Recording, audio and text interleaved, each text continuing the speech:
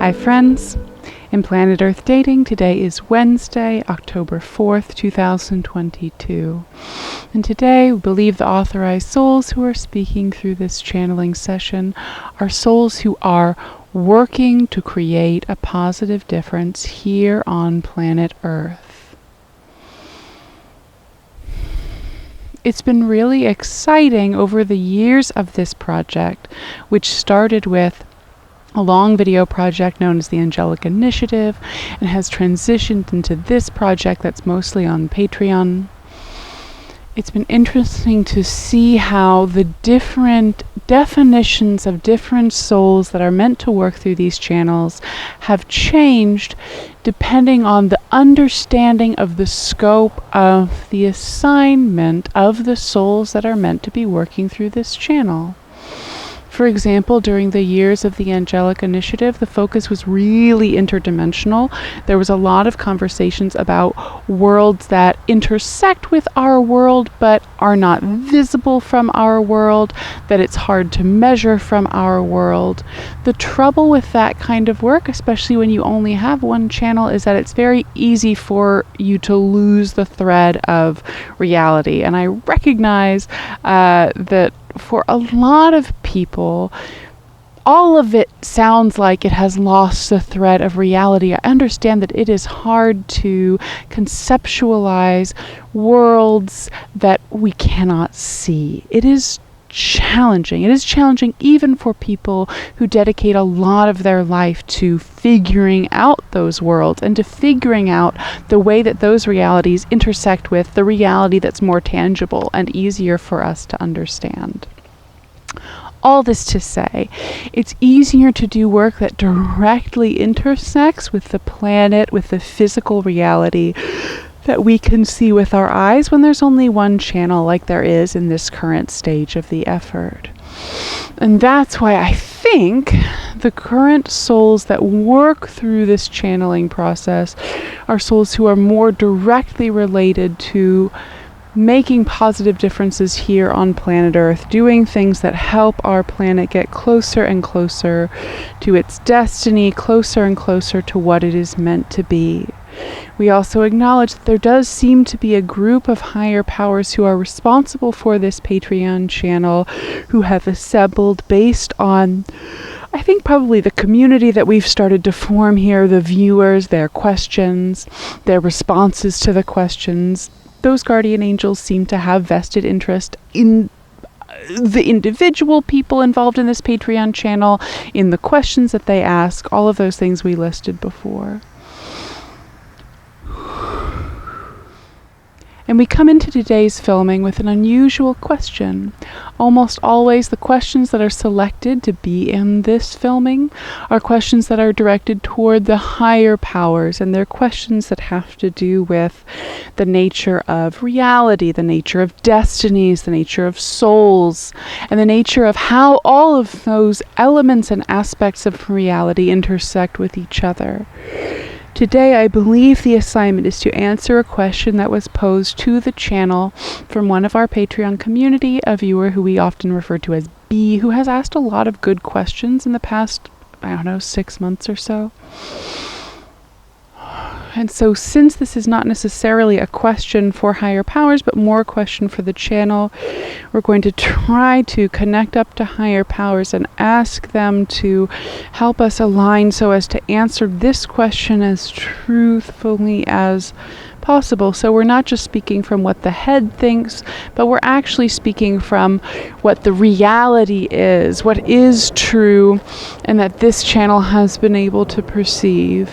And I think this is the question we're supposed to put on the table.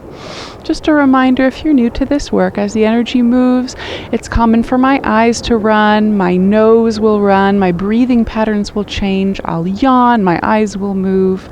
If those physical symptoms of energy, motion, are stressful to you, you can watch this with your eyes closed and it doesn't lose any of the effect. There we go. I also move my arms around a lot because the intuitive channels that all energy bodies have get really heavy really fast. And it helps for people who have the awareness to be able to do this, who have trained to be able to do this, to groom those energy channels so that they're more effectively listening to the right presences. Now, let's ask B's question. And the question is, how do you experience channeling? Does it feel like talking one-on-one, or is it picking out voices in a crowd? And is it uncomfortable? So first, I think we have to make a distinction that there are two primary ways that I engage with the process of channeling. The way that I do most often is in a healing session, usually with a direct subject who is aware that the healing session is happening. Often they're either connected by phone or they're in the same place with me so that they're very aware of what's going on. And in that case, the job is to find the guardian angels who are responsible for that healing subject. These are the people who knew you before you were born, who will know you after this life ends. Those higher powers who are most responsible for that life and the way that that life turns out. And usually in a healing session, we'll have symptoms, we'll have things to work on. And these can be physical issues in the body. These can be emotional issues. These can be issues with mental cognizance. These can be relationship issues with people in the person's life. It can be interpersonal, financial. There really are a wide breadth of issues that bring people to search for higher answers and divine help. And we take those issues and we present them to the guardian angels responsible for that person. And then the healing session runs essentially how those guardian angels want it to run. The other form of channeling that I do is the channeling you're experiencing right now, where it is channeling on behalf of a group, usually for answers of some kind, clarity of some kind, but we're not here today to heal a symptom. We're not here today to heal any particular issue in this group, aside from confusion or lack of clarity. So those are two very different forms of channeling, two different feelings, two different structures. Healing session channeling, in my experience, usually has the most rush because it's a much more direct connection and there is a more urgent or active need. We're here to solve a problem. And so shifts can happen in a way that is a lot faster than informational channeling like this. We can usually feel it in the physical body, even if the symptom is not a physical symptom. There's often a lot of physical shift for both myself, the channel, and the healing subject. Often people report that they feel tingling sensations, warm spots in the body. There we go. A lot of people cry. A lot of people sweat. Everyone's body processes energy motion differently.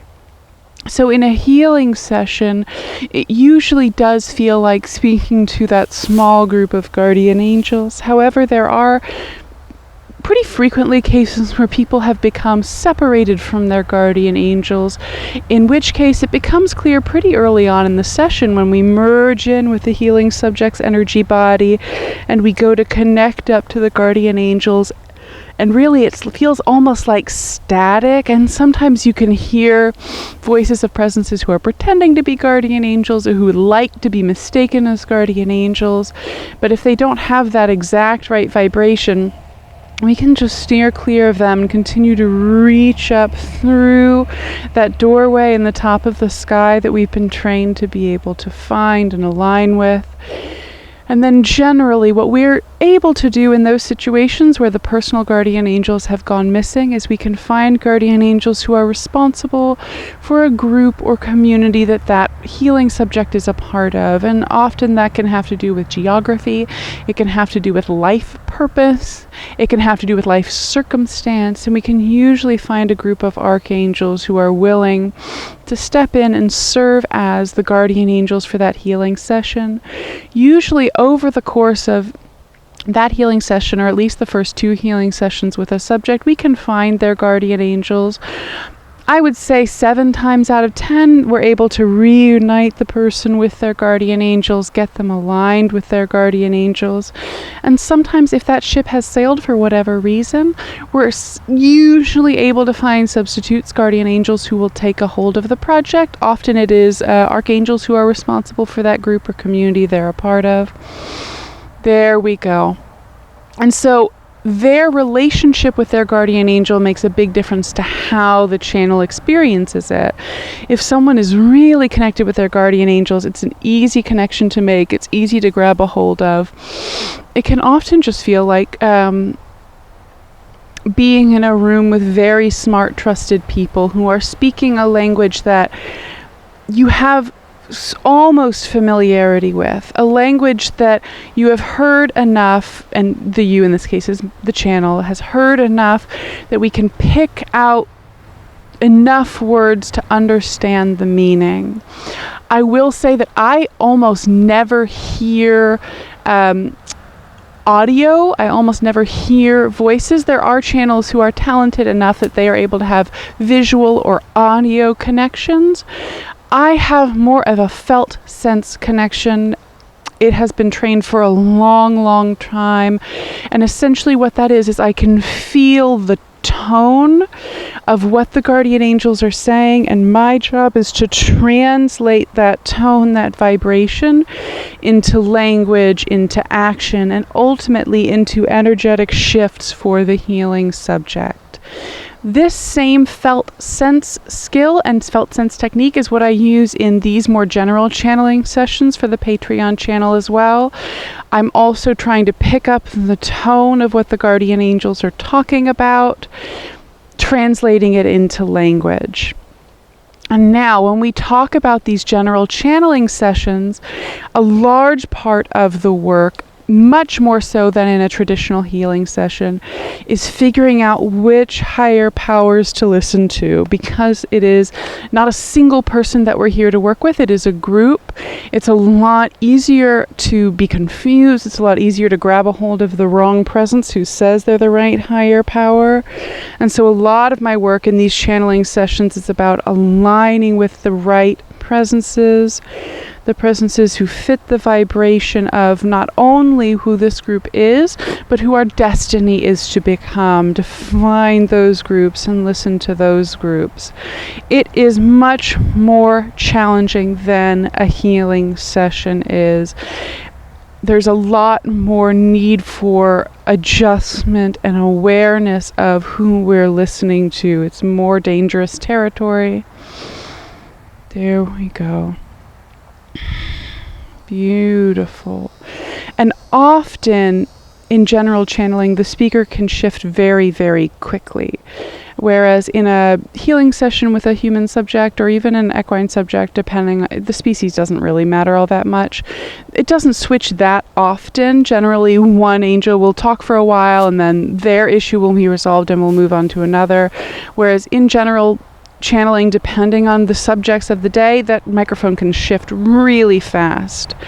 And in that case, I think the felt sense might end up being the most useful for us, because I'm not spending a lot of time figuring out the sounds of voices. I can tell the tone of voice, I can tell what they're trying to say, and then the translation can begin.